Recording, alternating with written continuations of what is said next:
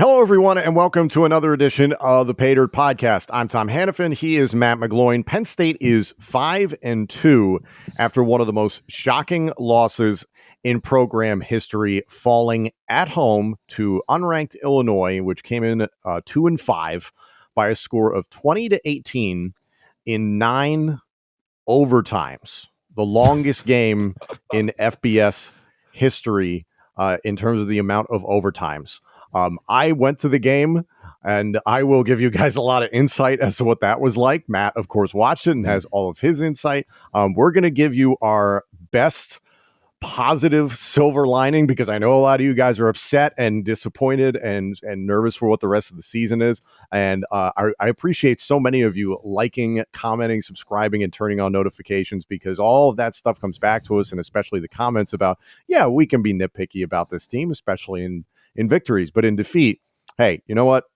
I personally am going to try and be as positive as possible. So we're going to dive into our personal assessment of the coaching staff, the decisions that went into having quarterback Sean Clifford play this past Saturday, Penn State's offensive performance, Penn State's defensive performance, looking ahead at the rest of the season, because it is certainly a gauntlet of a schedule. And of course, our own quarterback in-house is going to play Monday morning quarterback again for us. But in this case, he's going to evaluate 2022 commit quarterback Drew Allar. There is a lot of excitement surrounding Allar, considering what has happened lately with the quarterbacks. And then, of course, he was recently ranked the number one quarterback in his class. So before we get any further, we are back and better than ever, because all eyes are on the gridiron as teams are back on for another football season. As always, BetOnline is your number one spot for all the pro and college football action this season. With a new updated site and interface, even more odds, props, and contests, BetOnline continues to be the number one source for everything football. Head to the website or use your mobile device to sign up today or to receive your 50% welcome bonus on your first deposit. In fact, you can do both. Don't forget to use our promo code BELIEVE, that's code BLEAV, to receive your bonus. From football, basketball, boxing, right to your favorite Vegas casino games, don't wait to take advantage of all the amazing offers available for the 2021 year. BetOnline is the fastest and easiest way to bet all your favorite sports. The Paydirt podcast is presented by BetOnline, where the game starts.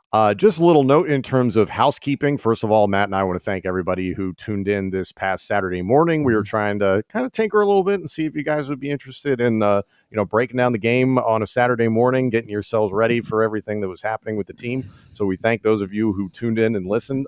We just want to let you know, for the remainder of the season, we are going to obviously be doing a new episode every Monday morning in reaction to the games.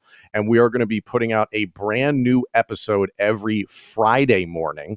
That's audio and video, especially on YouTube. So we're going to be doing this the rest of the season. So you have full reaction episodes and full preview episodes of every game. So again, that is a testament to all of you who've tuned in. So we really, really appreciate it. All right. So it's time to relive what happened this past Saturday at Beaver Stadium. Matt, real quick, watch it. real quick, Tom. Was that the quietest you've ever heard Beaver Stadium? You know what? It didn't get loud until the third quarter. There wasn't much to be excited about, right? But I kept turning the TV up, and it's, I was like thinking to myself, I'm like, man, I can't believe how quiet it is there right now. And again, there wasn't much to be excited about. What was that atmosphere like for you? You kind of just looking around? So it was kind of weird, because it was raining until like middle of the second quarter. So it was like cold and it was a little miserable, and then the play was miserable. So it was just the perfect storm. And to your point, the fans had nothing to cheer about. So right. I don't blame them whatsoever. No. That's not what I'm saying. It's difficult on those weather days, because you can see part of the student section not there. And it's like, these are the games people elect not to go to because it's nasty out. I understand that. The only time that the crowd really got into it was when the refs ticked them off, and that was kind of late in the third quarter. And admittedly, the referees were not good for either side. There were plenty of penalties that initially went against Penn State. There was one drive Illinois had that they scored basically 3 consecutive touchdowns, I think, and every last one of them got called back for different penalties. Some of them credible, some of them I was kind of dumbfounded by.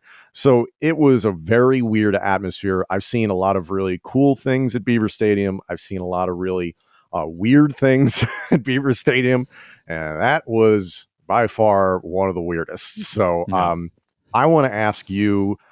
You and I were texting before the game even started and the news broke. I saw Brett McMurphy on social media announcing that he learned Sean Clifford was going to start the game. You and I had speculated this on episode 12. What is your assessment of the decision for Sean Clifford to play by Sean himself and by the coaching staff? Well, really, look, again, I don't know who made the decision, what went into making the decision, right? We're never going to know. That's not Sean's decision to be made. Why, Tom? Because if you're a football player, you will lie about how healthy you are because you want to play. As a starter, as a competitor, you understand the journey it took to get there. The last thing you want to do is miss a football game and say, hey, backups, go in there and play for me. Never. So that decision, I think, was James Franklin's decision, the training staff's decision that he should play. And when the news came out that he was playing, my first thought was, they fooled everyone. Mm-hmm. Right? Yeah. They fooled everyone. He's fine. They played it up. You know, they took the 2 weeks. He got healthy. He must have shown something fantastic in practice in the training room. He must have healed very quickly, and he's going to go out there and have a great day and play well. When I saw him playing, the first thing I thought of after the game had started was, what does this say about your backup quarterbacks?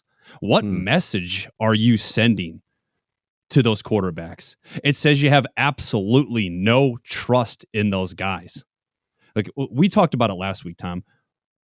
We said if he isn't 100%, he shouldn't play this game. We even said, look, is his 75% better than the backup quarterbacks? Yeah. But if you're using that argument as to why he should have played, he wasn't even anywhere near 75% healthy in that game. Yeah. You had 2 weeks. You had 2 weeks to Right. figure this out. And the way it looked, it was like they were acting like they played Sunday and they had to play again on Thursday. Like it was an NFL game or something like that. A very quick turnaround. Tom, and it's easy for us to sit here right now and say, oh, this is bad. This is bad. You did this wrong. You did this wrong. But I mean, it was one of the worst handled situations I've seen in a while. And it wasn't Sean Clifford's fault. I agree. And Sean, watching him in the stadium, again, we don't have a full medical report. We're not going to get one from James Franklin. You could tell that as his body rotates to throw the ball, so again, rotating from right to left, you could see him grabbing at his lower right backside. So the muscle, it pulls. Whatever is injured, it starts to pull, Tom. Yeah, I've had that injury. And there was a situation, I think, in the third quarter where he was rolling to his left. So you're already, all twisted up physically, and you're trying to square your shoulders. And he threw a pass that fell incomplete. And he bent over in so much pain. And it was like, man, this guy just can't even rotate as a passer. So that's a problem. But then it really became apparent that it's like Illinois figured out by about the second quarter, Sean doesn't want to run and Sean doesn't want to hit. At least they probably were also telling Sean, hey, don't run. We need to keep you safe. So now how does that affect the play calling for Mike Yurcich and company? Because one of the biggest threats of this offense is the constant threat for Sean Clifford to run. But play calling seemed a little odd on Saturday. I don't know if we talked about this in the podcast or not. We were talking about injuries, over the past few weeks. XFL, I had a rib injury. I took a sack, had the ball jammed up like into my ribs. And like immediately I was like, oh my God, I think I broke a rib or something like that. And obviously the pressure from the defensive lineman landing on you, everything like that. But you're on the sideline, you're trying to stretch it out, Tom. You're trying to throw and everything is just pulling. Like the muscle, the rib, everything's pulling and you just can't finish your throw. And it looks like if it was a rib injury, it looks like that's what he was dealing with. And before we get into the breakdown of the offense and, not even necessarily a breakdown, Tom, because there wasn't much. We're going to be gentle today, guys. I mean, yeah, everybody's rehabbing. Here's what I go back. If I'm Sean Clifford, I'm very mad. If I'm his family, I'm very mad. If I'm this Penn State football team, I'm very mad. Like, he had no business playing injured, right? You just talked about it. There was a lack of mobility. He didn't want to take hits. He didn't want to run the football. And it's like, you can't play football thinking about being injured or thinking about getting injured. Like, you can't afford to not be out there flying around, right? It's a game where you can't think. It's a reaction game. And the moment you think, the moment you slow up, and the moment you risk getting injured again, or it's just, it's, you know, and now, Tom, you're dealing with this topic again.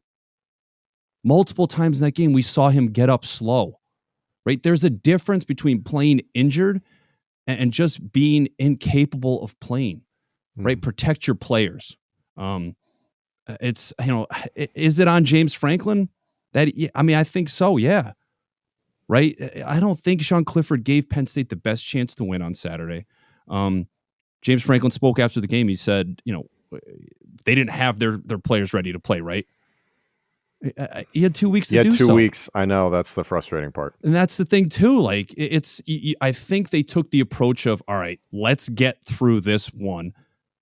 Right. And you're doing it. We all did. That's what you and I said. You're trying to, but with a healthy backup quarterback, I think you could take that approach. Like, let's just try, you know, with this quarterback, let's build a game plan around Roberson or whoever it was. Let's get through this one and hopefully we can get Sean back. But it's like, you're trying to do that against Brett Bielema and a guy who obviously they were in the media for what he said about his team. You know, this guy has won 10 or more games in the Big Ten 4 times in his Big Ten coaching career. He has 3 Big Ten titles. Like, I don't care if they're struggling. You're telling me that team's not going to be ready to play? And again, going back to what he was saying about his team and his offensive line, you're telling me they weren't motivated by that? Right? What a way to change the way, you know, the Big Ten looks at you now. What a way to change your season than going and doing what Illinois did. I mean, it's a frustrating situation. It is. The paranoia in my brain with Brett Bielema is that he had that whole performance in front of the media, and maybe that was what we refer to in the professional wrestling world as a work, in that he meant to do it, in that everybody knew he was going to do it, and he meant to do it, and it was a way we talked about Sean being a smokescreen, potentially. Maybe that was one big smokescreen. I don't know if it was. Hats off to Brett Bielema, because they played about as smart of a game as you could play under the circumstances. A lot of coaches use the media to get through to their players, and right, could he have cleaned up the comments a little bit? Maybe, yeah, a little bit. But as a player, you want the truth. As a player, that was going to go one way or the other. He was going to either lose the team or he was going to galvanize them. And the latter. And look at what happened. Yeah. Yeah, and it really worries you for Sean looking ahead at the rest of the season. And we'll do that a little bit later on in this episode. I don't want to jump to too many conclusions too early. So let's stick with the offensive side of the ball as a whole. Sean Clifford finishes the day 19 of 34, 165 yards, and a touchdown, a QBR of 17.8, which is obviously woeful. He registered 5 carries technically for negative 28 yards. Those were just him getting tackled for loss multiple times. And then there's the running game. Penn State, outside of what Sean Clifford did, had 24 carries for, let's see, let me do some quick math here. 62 yards. 25 carries by conventional ball carriers for 62. I mean, I'm laughing because I'm watching you try to add up that math in your head there. I didn't go to school for math, but wow. Yeah. I mean, the split is also odd because it was apparent as the game was going on that the running game wasn't working. So it's like, all right, well, we have to throw the ball, which played right into what Illinois wanted. It put Sean in dangerous situations. But again, it's just kind of like, all right, do you throw your hands up and just say, we need to start running a Texas Tech, a Washington State, or a Mike Leach style offense or something? Because there's no running game, period. And clearly early on, that's just what they were trying to do, was run the football. Right, and it forced them into a few 3rd and longs, and you can't live in that world and win football games. And you talk about the game plan. It obviously, look, it wasn't great. Okay, it was all about protecting Sean Clifford, right? And looking back, Tom, I'd say probably by the third drive or so, you knew he wasn't himself. Right. And I think the moment that I look back on it, I'm like, you know what? Something is off here. It's when he just launched that football up to Dotson downfield. And thank God Dotson is Dotson and went up and got it and made a great play. But Sean Clifford doesn't do that. Mm-mm. He hasn't thrown footballs like that up with 3 Illinois defenders around. I think you look and he's just trying to get rid of the football at times. Obviously, they go back quick slant touchdown next play. But that's what it became. A lot of quick throws, get the ball out of his hands fast, make him avoid hits, not take hits. Perfect example of that, Tom. Red zone. Illinois brings cornerback pressure. He takes a huge hit and misses the throw to Parker Washington, which should have been an easy touchdown. He was preparing to be hit instead of delivering the ball and just taking a hit. And we saw a lot of that on Saturday. It was really difficult to watch. The offensive line just was not getting the job done. We talked about it on the last show that we did, that it was a historically bad rushing attack for Penn State. I really do not believe it is the fault of the guys carrying the ball. I believe there are talented guys. John Lovett got it back in the game, which was great. Mm-hmm. Noah Cain was probably the most consistent guy you had all day. Kevon Lee sustained an injury at one point, so you're disappointed by that, because it did look like Kevon Lee was starting to get going. So there was some positivity there. Yep. I don't know what it is with this offensive line, and I've been giving it a lot of thought over the last handful of hours and such, and just in terms of, not to put something on the coaching staff, but I remember when Larry Johnson Sr. was the offensive line coach, and every single year the offensive line was outstanding. They may not have put guys in the NFL regularly, but they were a solid unit consistently, and they could run the football well. And we haven't had that since Larry Johnson Sr. went to Ohio State. So it's just very frustrating. I'm curious what you think of the situation. It's, too many times, Tom, like I just feel like they're jamming runs up there to jam runs up like in the middle of the field, like inside zone and stuff like that. You mentioned Lovett, he had a great run to the outside. Kevon Lee had a few nice runs outside zone. But it gets to a point where you're just calling runs to call runs because you're trying to get the run game going rather than just finding quality runs and quality plays in your system. They abandoned for majority of the game, the wide receiver screen that they did so well. Yes, right. And then they try to go to it. They try to go to it late. And by that time it's too late. Illinois shut it down. Right. And I can't, like, you look back and like, I can't figure out if it was a bad game plan or if you were just unprepared to play.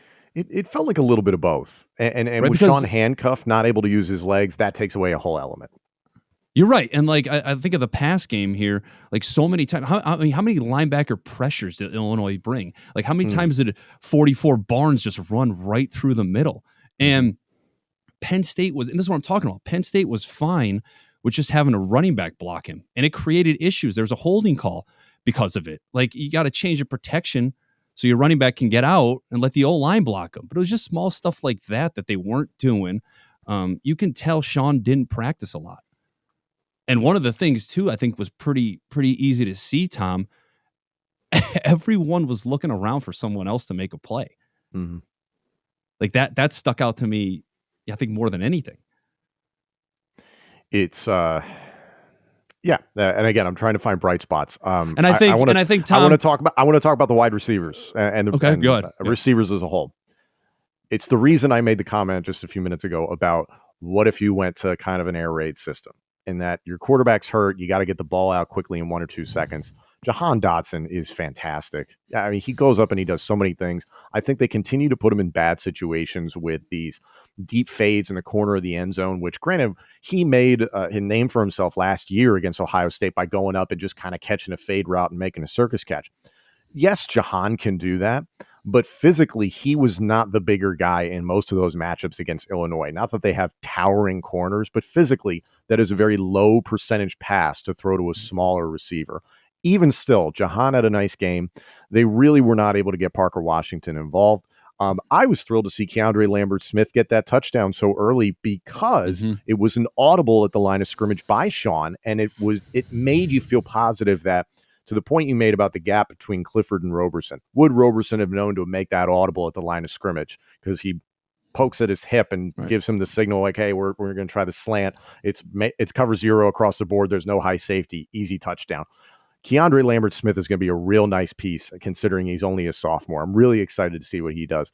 And the tight ends are going to get there. Brenton Strange is just finding his groove within the passing attack. Theo Johnson would love that one post pattern right over the middle back. Right. His build reminds me of kind of Mike Gesicki from freshman year. There's a lot. Tyler Warren can do so many things. You have weapons. You're just struggling to get them the ball right now. It's, I mean, you had the opposite when you were playing in that you didn't necessarily have the greatest fleet of receivers ever. You had some nice guys here and there. But in terms of overall, I don't think you ever had this type of embarrassment of riches. Right. Well, yeah, there's certainly no shortage of talent on that side. And, guys have definitely had their moments throughout this season, right? I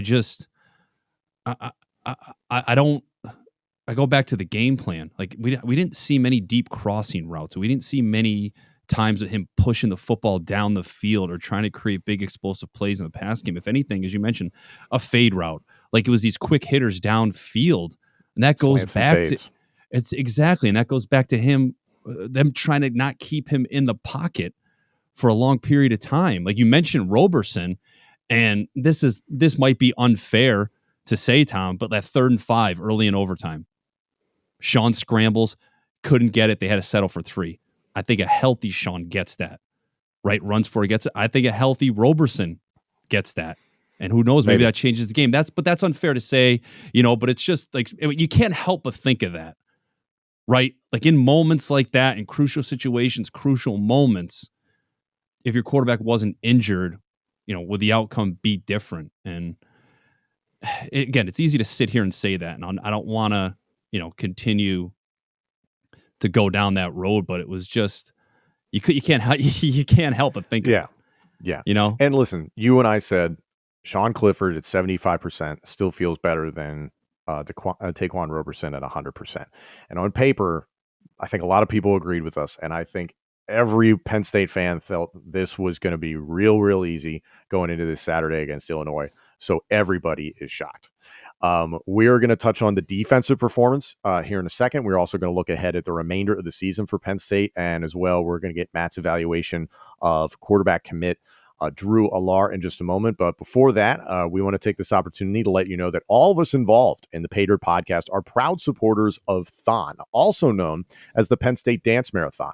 Thon is a year-long effort dedicated to raising funds and awareness for its sole beneficiary, 4 Diamonds at Penn State Health Children's Hospital. Thon is the largest student-run philanthropy in the world, committed to enhancing the lives of children and families impacted by childhood cancer. 4 Diamonds picks up where insurance leaves off to relieve financial stress and provide emotional support so that no family ever has to see a medical bill. Since 1973, Thon has raised over $190 million in the fight against childhood cancer. To learn more about Thon or to donate, visit thon.org. That's THON.org. It's all for the kids. Make a difference in the life of a child today. And on another personal note, we want to take this opportunity to put a spotlight on mental health with a new initiative called Tag Me In. Tag Me In is simply asking for people to tag in on the conversation and help strip away the stigma around mental health. Whether you're looking to lend support, you want to talk, you want to share, maybe you need some help. We invite you to join in on the conversation. We encourage you to make a video if you'd like, post it on your social media channels, and use hashtag #TagMeIn and hashtag #TagMeInUnited. At the very least, we want to hear from you. Tag Me In United is a proud partner and supporter of the National Alliance on Mental Illness, also known as NAMI. If you'd like to show your support, you can purchase a Tag Me In t-shirt right now at prowrestlingtees.com/TagMeInUnited. And the proceeds will be gifted to NAMI this Saturday, October 30th. The link to this is provided in the description of this podcast. You are not alone. Tag Me In. Visit tagmeinunited.com to learn more. All right, let's talk about the Penn State defensive effort against Illinois. First of all, credit to the Fighting Illini because they knew exactly what they had to do to potentially win this game. Art Sitkowski only attempted 19 passes. He had 8 completions for 38 yards and an interception. Art Sitkowski, my heart went out to him because I believe he broke his arm. I don't know exactly what the diagnosis is. We're recording this Sunday morning. I don't know if it's come out yet, but the way he landed in that overtime period, his hand and his arm were perfectly extended outright. And the way he was grabbing at it, it sure looked like he broke his arm. They were covering up his arm as if it was something really bad. So credit to Sitkowski because he's a tough guy. Not the best day for him statistically, but obviously did enough for the team. And then Brandon Peters came in one of the many overtimes. Running the ball, Illinois, 67 carries, 357 yards, only 1 touchdown, and a long of 28. My God. When you run the ball that many times, naturally, you are going to rack up a significant amount of yardage. That's inevitable. Look at Army, Navy, teams that do that consistently.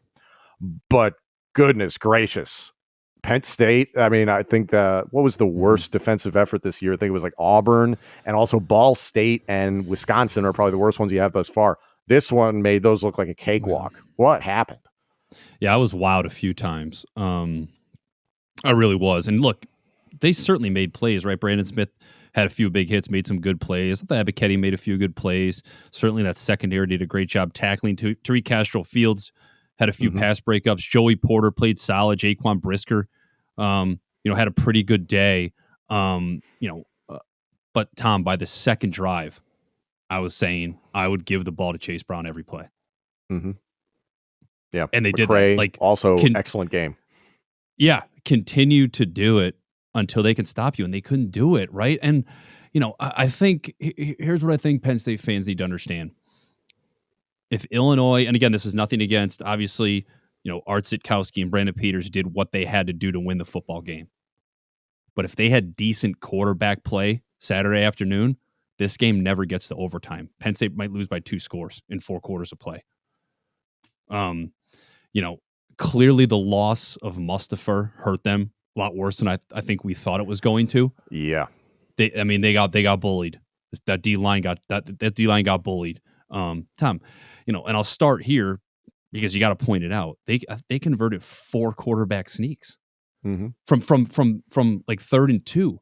Yes, like 2 yards. The build of Spencer Petras from Iowa was exactly the same game plan that the Hawkeyes did.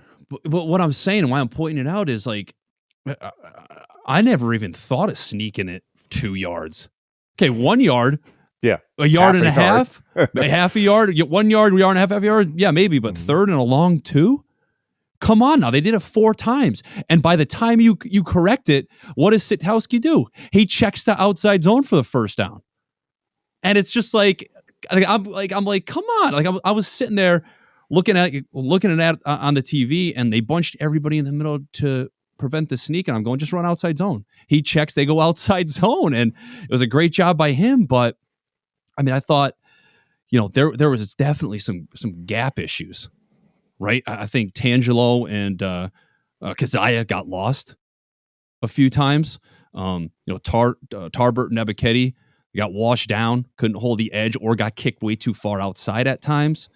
It was one of those games, Tom, and they don't come around that often. Everyone in the stadium knew they couldn't throw the football. They were going to run it, and you still couldn't do anything about it. Brett Bielema's game plan was very old school, and it worked. Yeah. It was essentially the ace back type of old school mentality. Everything was under center. You had 9 guys on the line, and boy, did they blow Penn State off the ball. The concerning thing for me is when you look at the statistics, 3 of the top 5 tacklers for Penn State are defensive backs. Tig Brown had 13. Joey Porter Jr. had 9. Brisker had 8. Ellis Brooks, he was fantastic, making a lot of tackles. He was very busy, 11 tackles overall. And then Arnold Abichetti had 10. And the list kind of goes on from there. And it's really concerning when you're looking at statistics like that, when first-level guys largely are not doing much at all, and that it was falling on third-level guys. That's really alarming. It's one thing when a corner is trying to play the edge on a run that gets bounced to the outside. So you understand for Tariq Castro Fields or Joey Porter Jr. to step up and make a handful of tackles in those situations. But for it to be that often, for safeties to have to come up and make a ton of tackles, how many times does we see Jaquan Brisker and Tig Brown have to step up 5 yards to try and prevent a guy from bursting 20 yards down the field? And now you're going, and like now I'm thinking ahead, because you have Ohio State and Travion Henderson, who is arguably the best running back in the Big Ten right now. Has got to get corrected in a hurry. And we're not, and this is nothing against Illinois, because again, we've talked about that, Tom, how McCray and Chase Brown were the bright spots for that Illinois offense this year. They just took full advantage of the fact that Mustipher was out. They found something early that worked, and give them credit because they stuck to it. And a lot of coaches, coordinators, like if something's working, it's like, all right, how many times is this going to work? Maybe I should go to something else. But Brett Bielema has been around for too long, right? They continue to do it, and it's just, I mean, it was impressive. Now the rankings are out. Penn State did remain in the top 25, which I can honestly say I was surprised about, but considering where they are with other teams like that was just such an ugly loss. But Penn State drops 17, to number right? 20, number 20 in the AP poll. So depending on which poll you're going off of. So I might have looked at the coaches. I might have looked at the coaches. Yeah, they tend to fluctuate. ESPN has a tendency to honor the AP poll. So we'll try and do the same. So Penn State drops from number 7 to number 20. You're happy that you're still ranked, but it is just kind of a really sour taste in everybody's mouth. Looking ahead at the remainder of the season, which you kind of already did, and we're going to do a full breakdown of the Penn State Ohio State game on this Friday's episode that morning. So keep an eye out for that. Ohio State runs the ball extremely well. CJ Stroud looks like he's getting really comfortable, and obviously has plenty of weapons at wide receiver. Ohio State looks like Ohio State again, and people are giving them the respect that they've earned at this point in the season. Then you get Maryland, where Maryland beat you last year, and Maryland's had a rough season thus far, but there's still a lot of talent there from Mike Locksley and company. Then you host Michigan, whose specialty is running the ball. Then you go and you host Rutgers, your last home game of the season. You feel like Rutgers is a winnable game, but after the Illinois game, I think there's a lot of questions. And then you end the season at Michigan State, who Walker is an outstanding running back. So what's your perspective? Yeah, I mean, I was going to say Rutgers is a running football team as well, and they're one of the better special teams. They play special teams better than anybody in the Big Ten, one of the better special teams programs in the country. So it's certainly a tough road ahead, especially against the way these teams have been running the football that Penn State has to play. Talked about their schedule just started against Iowa. And here we are, lose to Iowa, lose to Illinois. What's next? You need to figure it out. You need to figure it out in a hurry. Coaching will be tested. Game planning will be tested. Your preparation will be tested. I think, for these players, it'll be interesting to see how you decide to show up Monday morning, right? Is it, I don't want to go to the facility right now, or is it, all right, let's get back to the drawing board. Let's figure this out, right? We can't let this thing snowball. Got to find ways to motivate yourself now, right? Stop relying on other people to get you fired up. Motivate yourself. Guys will see it. They'll get energy off of it, and you'll be able to figure something out, man. I mean, because what's the alternative? You continue to lose. Mm-hmm. And some of you might be wondering, okay, where's the silver lining? And it's this for me. Against Wisconsin and against Auburn, which those feel like a lifetime ago at this point, I understand. And also in the first 20 minutes and change against Iowa, this team looked like it belonged in the top 4 in the country because they had ability and they had confidence across the board. Granted, so much has happened since then. Sean Clifford is clearly banged up, and now you got to wonder, is he going to finish the game altogether that he goes into? Is he going to finish the season? The way that this injury looks, it's going to be trouble, and you might see more of Roberson. Hell, if the passing game is all you have, VU might be a good option. But my hope is exactly what you said. an opportunity that this team gets to regroup. Is it for Ohio State and time to beat the Buckeyes at the shoe? Who knows? But you have shown at this point on tape, you took it to Wisconsin up in Madison. You beat Auburn in your house. And listen, Auburn is not the greatest SEC team this year, but that is still a very quality opponent. And you looked sharp against Iowa to the point that you and I and plenty of others explained away the loss to Iowa. So is this Jekyll and Hyde situation just going to continue the rest of the season? What do you think? I mean, look, this certainly, and we'll get to it in our breakdown on Friday, but this is certainly going to be a very difficult game for them on Saturday against Ohio State. You almost wish they played them, week 1 or week 2. Yeah. But because they lost to Oregon earlier on, and they're just now getting into form. They're really figuring it out right now. They are, you could argue Ohio State or Michigan right now, who's the better team in the Big Ten. But in terms, here's going to be the issue, Tom. Every time Sean Clifford drops back, you're going to be fearful of him getting hit now. When he does get hit, you're going to be holding your breath, thinking, all right, you got to get up, man. Is he going to get up? Is he okay? You got to get up. You got to get up, because you're playing Ohio State on Saturday. And this is a team you almost need to go score for score with. Right. And we thought Penn State could be that team. Right. You talked about Iowa, the way they were playing at Iowa, they should beat Iowa by 2 scores. They probably could have put up, if Sean played that whole game, 35, right? 38, 40 points they may be able to put up on Iowa. And now it's, you really need to put it together. Okay. How do we hang on to the football, right? How do we manage the game against Ohio State? It's going to be tough moving forward. I mean, the thing I want to watch for this week, I want to see how much they tell us about how healthy Sean is. Right? Will they go there? Will they talk about it? Will Franklin talk about how he's progressing? Is he going to practice all week? Right? That's another thing too, because he's missing practice and he's getting limited reps again.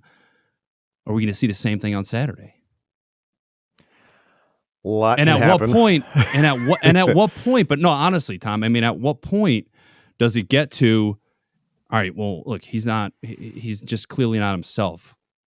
Do we make the move to another quarterback right now?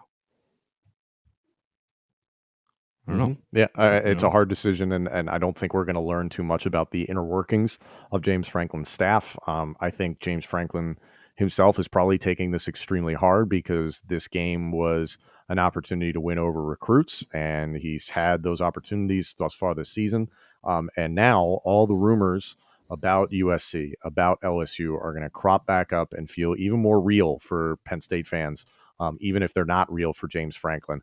Personally, just since I'm touching on it now, I feel like the university is going to stick with James Franklin. Last season was very difficult due to COVID. There are still a lot of football left to play this season, so you want to kind of see how things go.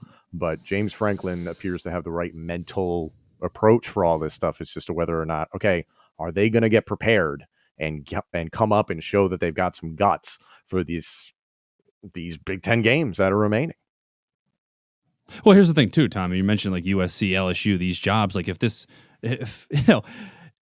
they lose 4 or 5 games, whatever it may be, is he really like? You're USC and LSU. You're looking like, well, this guy just lost 5 games. Are we really going to bring him in now? True. And I think. Like it's if they go 8-4, 9-3, I think he's more likely to entertain those jobs, right? Lose to Ohio State because once again, you're not in you don't make the Big Ten championship game. You're not in the playoff. It's the more like exactly. Yeah, let's not get ahead of ourselves. Yeah, exactly. I see what you're saying. Yeah. So first things first, this Saturday, Penn State, number 20, goes to visit number 5, Ohio State. That game is at 7:30 p.m. on ABC. We will have a full breakdown of that available on our next podcast, which will be this Friday morning. So look out for that wherever you listen and watch these podcasts. But before we wrap up today, our own resident quarterback is going to break down a future Nittany Lion quarterback, class of 2022 commit. Quarterback Drew Allar out of Medina, Ohio is incoming. And because of so many questions, as we just outlined, of Sean Clifford's health, his future, might he come back for another season due to COVID eligibility? Then what's Taquan Roberson's overall ability? What's Christian Veilleux's overall ability? Plenty of people are wondering, what are the pros and cons of the number one ranked quarterback recruit in Drew Allar? So, Matt, what are the pros that you see from Allar? Well, I think one of the pros is right now, if you're Drew Allar and you're looking at the Penn State quarterback situation, you feel like you can walk in and the job could be yours. And Penn State could potentially have a quarterback as good as Drew Allar for the next, 3 years. Like a big time recruit. And look, you watch him on tape, man, a few of the throws he's made, like you're seeing that stuff every Saturday when you turn on college football. It's impressive. And I'm a tough critic, Tom. Okay. Mm-hmm. But this dude is as good as I've seen in a long time. Right. And again, that's not news to anybody. He's got a natural throwing motion, right? It's one of those things you just can't teach, right? It's God-given. The ability to create the way he does for somebody that's 6'5", 220 is impressive. He's equally good inside and outside the pocket, which is rare. Again, he throws off his back foot, sometimes, but it's because he has a big arm and he knows it. I think he needs to bring his back leg and his back hip through more when he throws the football. That'll help being more accurate as he grows as a quarterback. He needs to be a little more explosive with his lower body. Right, he's all upper body right now, but the footwork needs to speed up a little bit, and it will as he grows, man. But everything, when you watch him, everything is there for him to be big time and for him to be your guy in 2022, and he should be given every opportunity to be Penn State's guy. Now, here's my thing, Tom. Could he do it mentally? Right. The cool thing today is that sidearm look, no throws, which he does on tape, right? Yeah, that's great if you can do it, right? You're trying to be Patrick Mahomes. But like, I think something people need to understand is like the thing about Patrick is, yeah, he can do that, but he's as smart as anyone when it comes to football and playing the quarterback position, changing plays, protections, seeing coverage, preparing, right? He's not always just playing backyard football. So I think that's what's gonna be able to separate Drew Allar, right? Can he make that adjustment mentally? And does he stay committed? And it's for the reasons that we were just talking about, right? Me, if I'm a big 5-star recruit, which I wasn't obviously, but I want to go to a university thinking I'm going to be there for the next 3-4 years, or if I redshirt 5 years, does he want to play for James Franklin or does he want to play for Mike Yurcich? Right? You have to think if James leaves, his staff is going as well. So if you're Drew Allar, that's what you're looking at now. And it's like, unless you bring in a big time offensive minded head coach who can help him take his game to the next level and help him get to the league, and again, this is obviously stuff down the road that you have to look out for. You mentioned cons.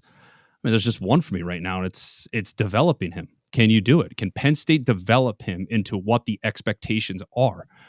You look back under the quarterbacks that have played for James Franklin. It all depends on the offensive coordinator because Franklin's he's not going to develop anyone, right? He doesn't do that. It's not his thing. That's what I hope these quarterbacks understand. You're not going to learn from him. It's not the way I learned from head coach Bill O'Brien in 2012. It's not the way Christian Hackenberg learned from Bill O'Brien in 2013. You're going to learn from your OC and your quarterback coach. So I think this is, and I mentioned Mike Yurcich. Does he want to play for Mike Yurcich? If Yurcich is there long-term, awesome. But you got to remember, he's been in 3 different programs over the past 3 years. Ohio State 2019, Texas 2020, and now at Penn State, right? I mean, I'd like to think you're looking for stability wherever you go. And I think, one thing is certain, we've talked about on the show, Franklin not stating publicly that he's staying at Penn State, right? He just doesn't want to address the situation. So if that's me, I'm thinking to myself, well, what's going on here? Right? Yeah, are you going to be here? The positive thing is that Drew Allar is on the record saying that while he has developed a good relationship with James Franklin, he also did go on to elaborate and say, I have developed a really good relationship with Mike Yurcich. That was something that he really pointed out as something he was encouraged by. And frankly, kind of the things you pointed at. Yurcich, his time at Oklahoma State, Ohio State, Texas, the quarterbacks that he helped produce. That's got to be really, really encouraging if you are a quarterback recruit. But to your point, a lot can change. He is committed. It's just a matter of there's always the transfer portal out there, and the 6 year of eligibility that is on the table for Sean Clifford. There are plenty of Penn State fans that are really hoping he takes advantage of that, because there's probably still some meat on the bone, so to speak, for Sean Clifford's career at Penn State. And frankly, that could wind up being a really good situation for Drew Allar, because does he automatically walk in the door and he's better than Roberson and Veilleux? We don't know, but learning from Clifford can't hurt, right? Well, no, it can't, and especially mentally, right? Because look at the change we've seen from 2020 Sean Clifford to 2021 Sean Clifford. This kid has clearly grown when it comes to understanding the game and seeing coverages and understanding situational football. And you've said it a number of times already about Drew Allar. Like, we don't know. You don't know what these big recruits are going to do when they enter big football programs, right? Is the talent going to translate? Are you going to be able to up your game and play at a high level, man? But when you watch this kid, it's hard to say no, right? It's hard to say, like, no, this kid's not going to be able to do it. I mean, this kid looks like he will change your program from day one.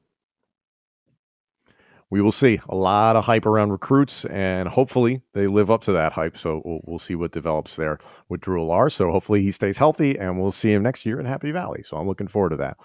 Thank you all for joining us. Again, we invite you to like, comment, subscribe, and turn on notifications for all the updates regarding the Paydirt podcast. We will have a brand new episode this Friday morning, previewing the clash between Penn State and Ohio State on Saturday. Thank you all very much for joining us, and we'll see you Friday morning for more Paydirt.